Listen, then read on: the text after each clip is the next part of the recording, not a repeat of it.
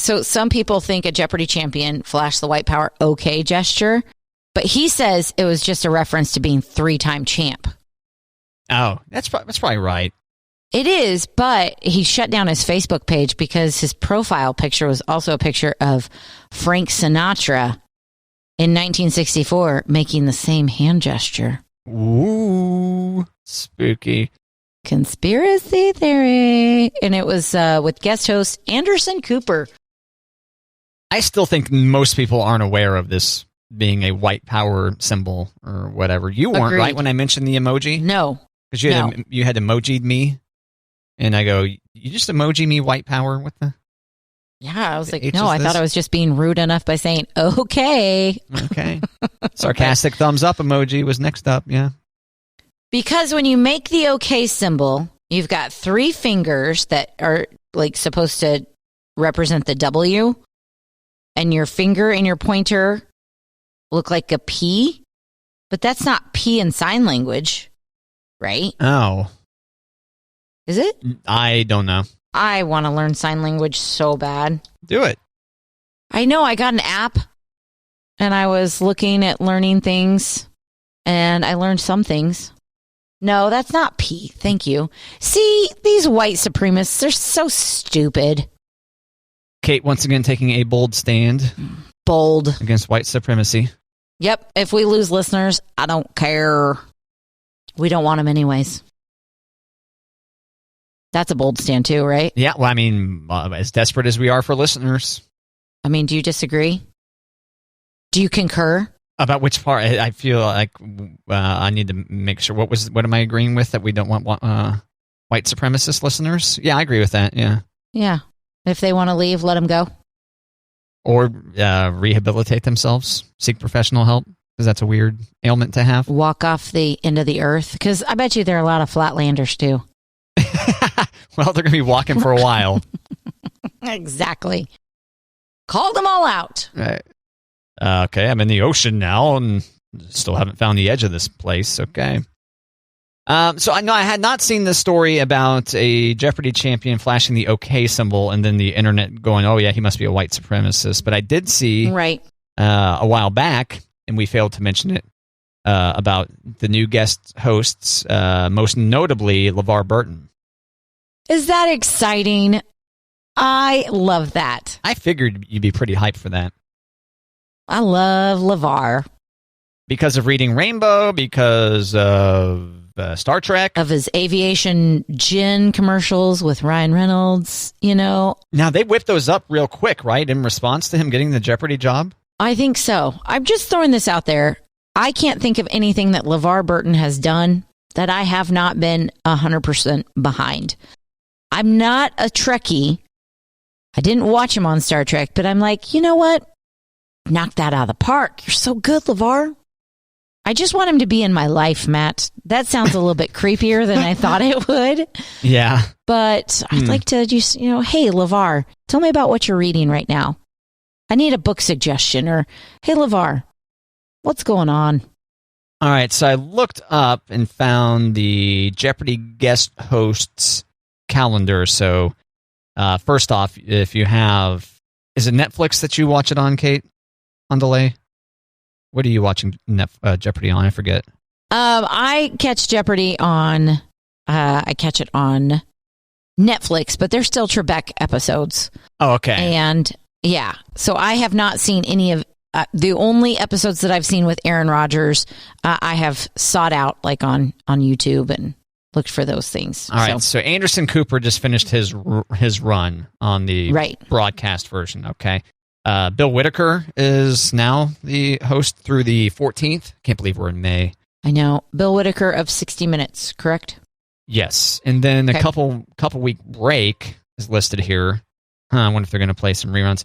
On the 31st, for a couple weeks, it's Mayim Bialik. Oh, I bet you that one's going to be good. Also known as Blossom. Or Amy Farrah Fowler. From Big Bang Theory. Yeah, I think we might lose some of our listeners if we say Blossom. So. Yeah, you're right. Then Savannah Guthrie in mid to late June. Bet you that's good. Dr. Sanjay Gupta in early July, more or less. George Snuffleupagus. No. Oh, you must. Yeah. George Stephanopoulos, July 12th. Snuffy. Through July 16th. Then Robin Roberts.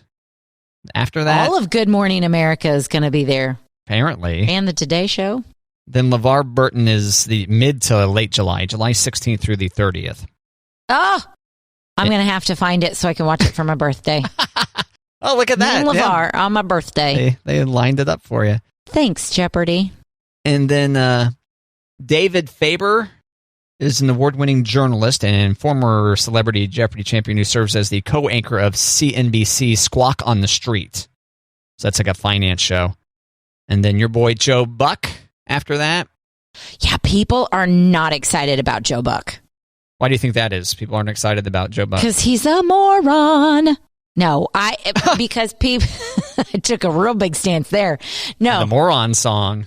Joe Buck, I don't like to watch Joe Buck do sports, and I feel like Joe Buck knows a lot about sports, and I don't like to watch him do sports. I don't want to watch him do Jeopardy.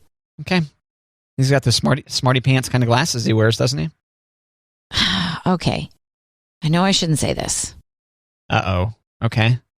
I used to have a boss who would start out sentences like that, and every time he say that, I would interrupt him and go, then don't say it. Not every time. It took me a while to lead up to the courage to say that because he was my boss. But okay. I have a hard time with Joe Buck when the camera is on him. Oh, all right. Because of his physical appearance.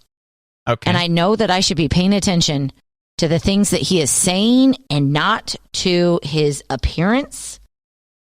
But I think Joe Buck tries real hard to be the Joe Buck that he was 20 years ago. And I think there's something about dudes who are supposed to age, they look better with age. Joe Buck is trying so hard. And Joe, you don't need to be bottle blonde. You don't need to be wearing those hipster glasses. Like, just be Joe. Okay, yeah, no, I searched for Joe Buck, and yeah, his bad blonde eye job is the first photo. And you would think Joe Buck's got a lot of money. He could handle great stylists. Why isn't someone at Fox going, hey, why don't you come to our people? We'll take care of you. I figured that they probably take care of him in the immediate pregame makeup chair. I don't understand. I mean, I figure they would have barber, well, more likely a beautician or whatever available to. And there's pictures, if you look up Joe Buck images, there's pictures of him with gray hair, like graying temples, and he looks great. And then you look at Joe Buck with like the orange, blondish. Oh, it's just not good, Joe. It's not good. So I know that I should pay more attention to what he's saying, but I am real distracted. By his hair. By his hair. Okay. You said his appearance. I mean, yeah. He's trying to hide behind those hipster glasses. And I was worried you were going to say his face is weirdly shaped because it's hard to control what your face looks like until you start, going nutty with a knife to it, Correct. No. But his hair, bad dye job. Yeah. Bad dye jobs. Never noticed that before. You will now, and then it'll be the only thing that you can look at when they... Just kidding. Yeah, didn't they say, well, it's like that study, women look at the face and men look at the crotch, so that must be it. Even though typically that part's cropped on the video, but whatever. Well, I just looked up Joe Buck images, and there's a really nice picture of him in a suit, no crotch, waist up. Then what's the point? So Matt's not going to look at this one, but... Don't waste my time with it. It's a really nice picture of him. He's got like his naturally graying hair. He looks great. And it's probably like 10 years old. And you look up a new picture of him and it's like, oh, Joe, strawberry blonde is not the way to go. That's such a weird decision too, because he's only on camera for a few minutes a game. Right. Otherwise you're just, you're seeing the action on the football field or the baseball field, whatever. Yeah. Okay. Well, I know a lot of people just don't like him because of his just general play-by-play abilities. Yeah, there we go. Yeah. He's not my favorite, but I'd rather listen to him than Troy Aikman. Or when he was calling the Royals World Series in 2014. Oof. And people thought he was way too in love with Madison Bumgarner, the guy that shut down the Royals. Yeah. Get a room, Joe. Jeez. Bounce, it's a bow wow. Bumgarner. It's a funny last name. I wouldn't take it. You would? Would that be a deal breaker? That is not a deal breaker. I just definitely wouldn't take it. Oh, okay. Monty and I we talk about when we see somebody's last name and it's a little out there. I'm like, yeah, I wouldn't take that one. That's not a conversation that dudes have to have because they keep their name. Well, maybe it's time to start switching it up. I agree. There you go. So this is a Matt and Kate challenge to any listener willing to get the dudes, the lady's last name on the fella. Yeah. Take your partner's name. Yeah, there you go. Yep. No hyphen. Nope. It just makes things really hard when you're hyphenated. Side note, my kids asked if they could be hyphenated. I'm like, well, we got to fix your birth certificate if that's going to happen. Is yours officially hyphenated or? On my driver's license, I'm hyphenated, which I don't know why. On my social security card, I'm not. Oh, so yeah, I guess that makes most women get new social security cards when they get married. Mm-hmm. Mm-hmm. Oh man, what a pain! Oh, it's ridiculous. And I sometimes I've had Weber as a last name for almost 13 years, and I'm still like, it's not my name. Why did I do this? I should have just agreed to it in verbal and then never changed anything. And just been Kate Brennan because that's my name. I like my name. Why do I have to change my name? Don't wear it out. I know, right? But Elliot this morning was seriously, she was like, can I be a Brennan Weber? I said, we have to talk to your dad about that. It involves a lot of paperwork. And she was like, well, if I'm Brennan Weber, I'm at the top of the alphabet. I'm like, girl, I know, because W, you're all the way at the bottom. Yeah, and that's no good as a kid. No, they do everything alphabetically. All right, challenge to teachers. Start doing things reverse alphabetically. Reverse. Or start it in. Start it in, yeah. Yeah. Now, here's a thing that I had never seen until I think my kids were in kindergarten when I saw this for the first time.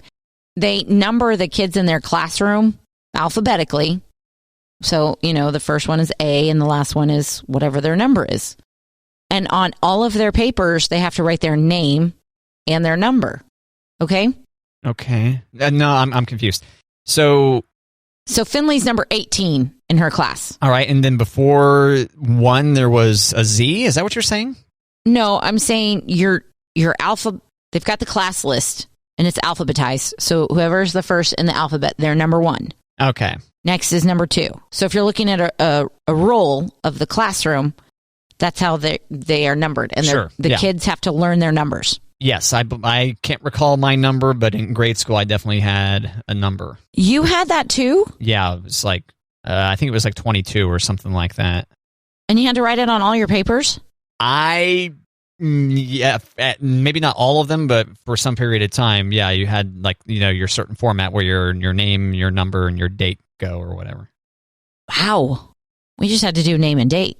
So I had never seen that until my kids were in first grade. And I thought that was super smart because when the teacher's grading papers, they can just, instead of alphabetizing, they can just put them in their numbers. Tell you what, it pays to go to an Olathe Catholic school instead of one in Topeka, Kate. Wow. That's what we've learned today is that well ahead of the curve. Wow. What, is that too aggressive? Too aggro? I mean, I deep down thought that about you, but since you just laid that out there so nicely, it's like, yep, confirmed. Johnson County snot. Oh, God. Went there. Well, someone in my class, they did a bit where they're like, yeah, we here live in Olathe, the armpit of Johnson County. And like, man, that's kind of, hadn't heard that one, but okay. I haven't heard that one. Well, there you go. Go forth and... But all of you kids going to Catholic schools in Topeka, time to pull and start commuting to Olathe because look at this fine specimen from their system. Yeah. Oh, man. Your mom and dad are like, hell yeah. What a mess. So, yeah, numbers. Give a student a number. Didn't know that. Way to go, teachers. I mean, there was only 23 total people in the class. I mean, once you get to, it's in high school, it was more than 200. So, that didn't. Did you have to do your number in high school? No, that's what was my point. Is that no? I mean, once you get really high with the numbers, it doesn't make much sense. Or maybe it does. But your classes in high school weren't that big, right? Well, the individual ones weren't. No, right. But K through 8, we did have multiple classes we had to go to. Multiple teachers who would teach other grades too. You're seeing a different teacher for science, for example, whose homeroom is like 6th grade, but you're still seeing her in 7th or something like that. Interesting. Thanks. Yeah, we had a small school. We didn't have that. You had your teacher. I mean, you had your music and your PE teacher, but your teacher taught you art. Your teacher taught you science. Your teacher taught you religion. All the way through 8th grade? 7th and 8th grade, we switched, the teachers switched rooms. So we just stayed in the room the whole time. But our 8th grade teacher wasn't Catholic. So the 7th grade teacher taught religion and science. And the 8th grade teacher taught English and math, I think. But the teachers switched. Yeah, so that is kind of, the teachers wouldn't have otherwise switched, you don't think? No. Oh, okay. I don't think so. Because if you've got a Catholic teacher, why do you need someone else to teach? Well, because it's nice to have a teacher specialize in, like if the teacher can focus on science or something like that instead of multiple subjects. That's how it was in high school for us. Well, sure. Yeah, right. But not in grade school. Nope. Topeka, Matt, by the Capitol, small school. Okay. Inner city. Poor. Poor. One class per grade, except for certain grades. Couldn't have been that poor. It's still a private school. It can be that poor. Yeah, I suppose that's fair. I mean, Johnson County Catholic School compared to a Johnson County public school, it's kind of an even deal there when it comes to richness and amenities and stuff. But, yeah, what are you going to do? Yeah, I hadn't heard that until my kids were in grade school, numbering them. Number them off. And so Ellie wishes that she had the first initial. She wishes the initial was B. That way, she could have a number closer to like number 1 or something. Yep, higher up in the numbers. But instead, I'm number 21. I think she's 22. Yeah. Oh, I was so close to guessing. So close. I did tell her that 22 is my lucky number, but she didn't really care. She was like, I don't want to be 22. I want to be 2. 22 is your lucky number, huh? What's that mean? What do you use it for? It is.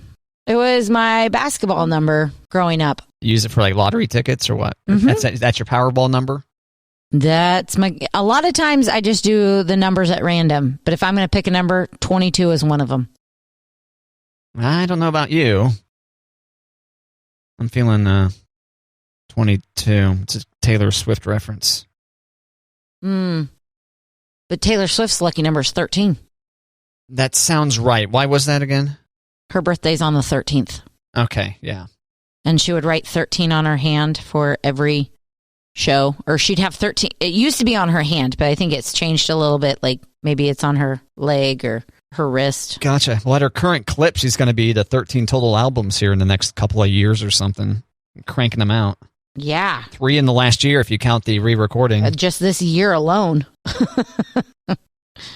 She's been busy. You know, she has 3 of the top 5 albums of this year. She's a worker bee. Seems like it. Get it, girl. Get it. Seems to knock it out, yeah. And I like the new sound. I like the new Taylor Swift sound. I do too. I definitely want to be friends with her. Keep on. Once she, really embraced pop music, and that was about the time 22 came out. I was like, okay, when are we getting punk rock Taylor Swift? So I'm still waiting for then, but yeah. I think punk rock Taylor Swift would be pretty fun. Her playing a metal guitar and all that. It could be fun, yeah. Next up, gangsta rap Taylor Swift. Gangsta rap Taylor Swift. I don't know if I could see her pull. I mean, it just seems like punk rock would be a good fit for her. Just kind of just coming out, just kind of, kind of bringing it. Maybe, yeah. But yeah, I could see her rocking some gold chains and ice out that grill. Ice out that grill. Funny. They have to look at the pantry door that needs to be touched up, the kitchen drawer that doesn't close properly, the deck railing is mismatched, the screen door on the front door is missing something, which I think is broken, and garage doors were supposed to be white, and the driveway is cracked. And they forgot to put the roof on. Nope, roof is still intact. Okay. New message. Oh, wait. We had something come up this morning. Has my guys tied up right now. They can make it at noon. See, here you thought you were going to be done with the show and then be able to go home and knock that out lickety-split, but now you got to wait for it, huh? Mm-hmm. Does that mess you up? Did you have a noontime thing planned? No, it's just that I have to figure out the kids thing. The fridge is supposed to come between 2 and 4. So I got to figure out either do I have somebody come over and wait for the fridge, or do I have somebody get the kids? And I think I'm going to have somebody get the kids. So noon will work as long as they don't get in the way of Nebraska Furniture Mart. A pile up of people, yeah. Right? A Nebraska Furniture Mart, oh my gosh, there's so much drama. Oh man, it seems like, would it be better if NFM showed up first? Mm-hmm. Yeah, it would. That way, if NFM caused any damage, you could point it out and be like, oh yeah, you guys also need to fix this part right here. Yep, thanks. So okay, this is is it like a punch list? Like you've been in the house a month punch list kind of deal? They got to follow up with like warranty stuff? No, it's they're going to pay for everything. It's got a year warranty, but they're like, we want to look at live in the house for 30 days, see if there's anything that we can fix right away. And then at 11 months, we want you guys to be acquiring a list. And in 11 months, if there are other things that need to be addressed, let's just do them all at once instead of every time we notice something, having somebody come out. Yeah, that sounds like that'd be most convenient and cost effective for them, at least. Yeah, for them, for sure. And I don't feel like we've got a long list. And we noticed a dip in the floor in the hallway. Oh, and I'm like, Monty, what in the hell? And he's like, how did we not know this? I'm like, I don't know. How do they fix that? Jack the floor? I don't know. And I don't know how, if when they fix the driveway, if they're going to have to redo the whole driveway, if they're just going to do that half of the driveway. What's wrong with your driveway? It's cracking like of a son of a gun. Oh, damn. Yeah. So anything that arises would, that just, for whatever reason, cracks in your drywall within the next year would be something, for settling of the foundation, that kind of stuff's covered too? Yeah. Or? Okay. Yeah. Oh, yeah. man. But we've got 2 drawers that kind of, they close, but you have to be kind of gentle with them, kind of turn them the other way to close them. It's weird. The deck railing is so, I don't understand it. And I'm probably not going to describe this right, but the railings, the wood is flat. They're like 2x4s, right? Flat. Okay. But the railing going down the stairs, one side is like a rounded piece and the other side is flat. It's like one side is decorative and the other side isn't, but they're matched in height. So it's not like they forgot to put the decorative piece on the other side. It's like, why is one side flat and one side's pretty? I don't understand. So I don't know if the builder is going to be there to fix these things and bring his guys, or if he's just sending guys. Do they already have a list of your... Yeah, I had to send a list. Okay. So, and then 1, 2, 3, 4, 5, 6 things on there. One of them is the driveway is cracking. Yeah. And the other one is the garage doors are painted the wrong color. So I don't Right. anticipate the garage doors being painted today. Yeah.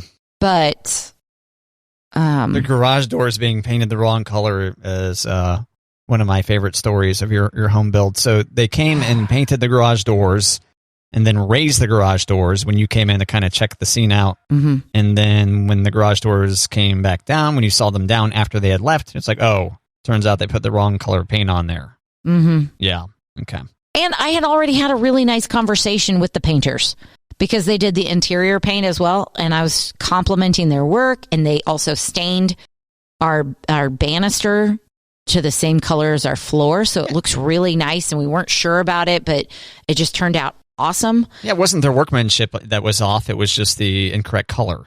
That could have been the mistake of the builder and not the painter or something, maybe. Right. And it could have just been like, oh, hey, buddy, this was supposed to be the color of the trim. I would have been comfortable with that. Had no clue. Just like, carry on. And then I go to leave, and the doors are the wrong color. I'm like, Any of these all sound like reasonable complaints. I think so. Nothing nitpicky. Is there anything that you're holding back?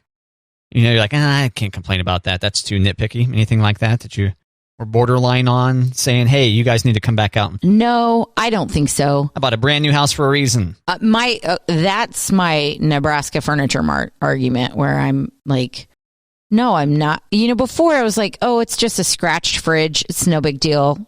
Take a little bit off our bill. That's great.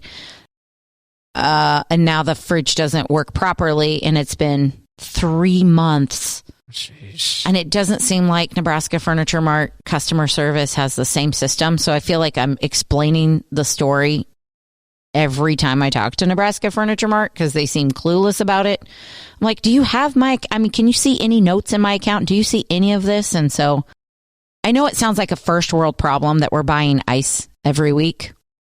But it's a pretty obnoxious thing to have to do. Yeah. I mean, like 3 times a week, Matt. We are buying ice 3 times a week. Unbelievable. I can't believe that. I thought weren't you guys contemplating getting a dedicated ice maker at one point? Well, I joke about a Sonic ice machine. Yeah. That's like $5,000. So Monty said no. Yeah. They have those ones that sit on a countertop. Yeah, I was thinking something kind of cute. Little ice maker on the countertop. There it is, little rabbit turd ice cubes. And yeah, I bet those go for a couple $100 probably. I think so. I don't think it's terrible, but I'm also like, do I want anything on the counter? I don't know. Oh, yeah. Right now, the Keurig's on the counter, and it gets used like maybe 3 times a week. And I'm like, do we need it on the counter if it's not getting used that much? I don't know. I have grand expectations of having nothing on my counters, and I'm not there yet. I don't blame you. I mean, the easiest way to avoid that is to not have countertops at all. Right. Once upon a time we talked that I have too many horizontal surfaces in my house that can be home to way too many different things. Yeah, I think you and I are both, we both struggle with flat surface syndrome. Yeah. Just pile it up. I thought about trying to find a place that only had vertical surfaces, but that doesn't work with physics. So, no. I have noticed I rearranged my pantry. We were in the house for, a couple of weeks, and I was just shoving stuff in the pantry. And it was kind of organized, but kind of not, just like, let's figure out the flow of things. And then a Saturday, I spent like maybe an hour in there and just maneuvering things and combining things and throwing some things away. And I found that I've got more space than I had before when I was just shoving things in the pantry. And so I'm really happy about the pantry. Like, the pantry is a good place. Things shouldn't have to be on the counter when you have a pantry this size. But I still find myself putting things on like the kitchen counter. And now the pantry is about the size of one of the kids' bedrooms, or what? Oh gosh, I wish. It's probably the size of our guest bathroom. It's the size of our laundry room, mud room. Pretty good. And so it's 3 of the 4 walls have 6 shelves. Yeah, like I maybe have like 2 things on the top shelf just because I need a ladder to get to it. Have you locked yourself in there yet? On purpose? I haven't put a lock in yet. I need to. Right. So this would be a lock to prevent the children, or Monty, frankly, from having access to you. I agree. And you could shamefully eat, not shamefully, shamelessly. Shamelessly, yeah. Eat, what was it? Pizza? Whatever I want. Leftover. Pizza. Yeah. Whatever I want. Exactly. I'm eating dry pasta in here. Leave me alone. God. What a great image. Right. Speaking of which, have you watched the Tiny Kitchen video yet? Elliot and I watched it. Okay. We liked it a lot, yeah. And my sister has sent them a couple of TikToks of the tiny house. So she had an idea. And the tiny kitchen, they boil a thing of pasta. Basically, they've got a little stovetop that's powered by a candle flame. And it's pretty cute. When you say like tiny, I mean, it's like a thimble sized of like pasta. Tiny. Yeah. Pretty good. Yeah.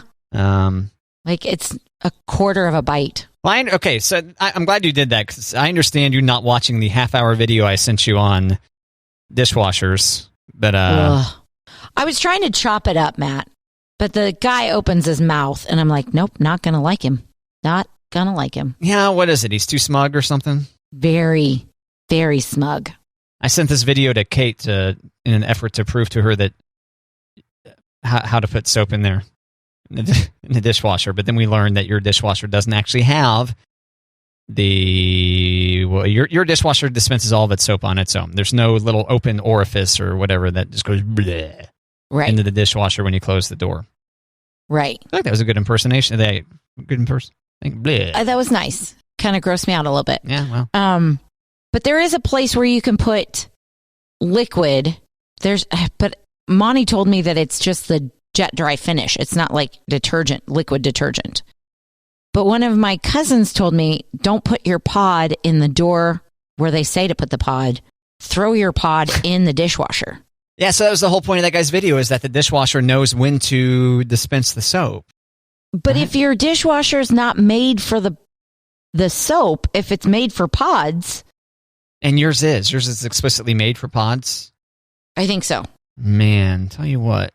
It's brand flippin' new. It's up to date on the technology. Big dishwasher detergent is in cahoots with big dishwasher.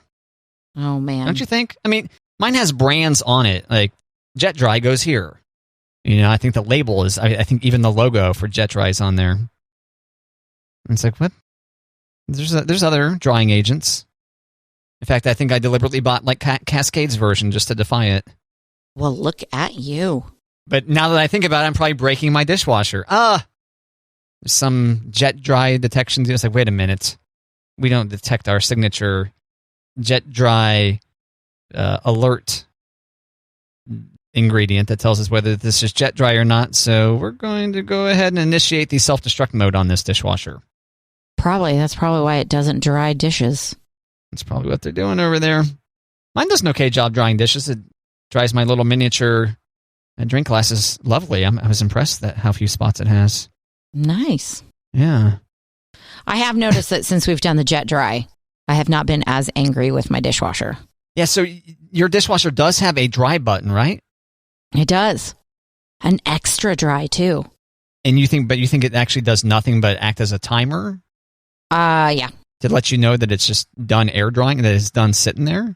I think so. Because the dishes are not warm after the drying cycle is finished. They're just wet. So interesting. Fascinating. So annoying. These appliances, I tell you what. I know. So. I'd like to spend my life worrying about other things besides, or doing other things than taking my dishes out of the dishwasher, drying them, and then putting them away. But since we've done Jet Dry, we haven't had to do that. First world problems, man. I got them. Yeah, we need to get you an endorsement deal with this Jet Dry now. I know, right? Certainly not LG fridges. Yeah, so you want your dishes dry to be like your vehicle, right? Does your vehicle come out with fewer spots than your dishes do? Probably. Or it comes out drier sooner, for sure. It comes out drier sooner, for sure. Yeah, I'm not one of those people that pulls into a spot after I come out of the car wash and then like gets my chamois out and make sure everything's good. I have to put my side mirror back on and then I go, but... You've got to put your side mirror on? My side mirror, the shell of your side mirror, not the actual mirror, but the plastic piece. Yeah, the thing that it protects it from the elements. Yeah, it's a little wonky. So every time I go through the car wash, I have to pull into a spot, open my door, not roll down my window because I don't want to get smudges on my window. And pop it back out? Open my door, pop my side mirror back on properly, and then get in and go. That's a new development in the last 2 weeks. That's exciting. Well, a friend of mine has a Suburban, old school. I mean, do they still make Suburbans? Yeah. Okay. My mom just got one. I mean, it's got 200-some thousand miles. I'm very impressed by this vehicle. You just tell me, oh yeah, I put 38 gallons in it the other day. I was like, what? Yeah. So it doesn't fit in his garage unless the mirrors are in. Mm-hmm. And so if he's in town, if he's not, at least maybe he does it on the highway too. But I know for certain when he's driving in town, just driving through St. Joe or whatever, just leaves them like that. Just leaves the mirrors closed, the side mirrors. Now it's old school, so it's not automated, right? Then to bring the mirrors in.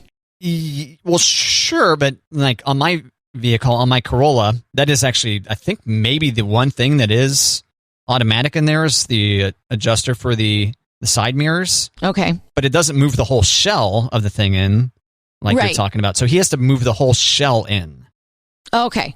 To fit in the garage. Well, that's what I'm asking. Like on the older ones, they're not automated, but on Suburbans in the last 10 years, you push a button and they come in. They come in and sit flush against the window, more or less? Wow. Yeah, my mom does that every time she parks. Interesting. Yeah, so they don't get dinged. So yeah, this must be an issue they figured out. Like, yeah, why are we seeing so many Suburbans driving around with their mirrors pulled tight like that? Huh. Gotta fit in their garage. Yeah, my mom, and for a while there, I couldn't figure out the button to get the mirrors out when I drive her car. Yeah. I'm like, I think I'm adjusting the mirrors, but not away from the car. I was driving the KJ 1055 van the other day, like last week, I should say, when it was raining. And I hadn't driven it in a while with the windshield wipers on.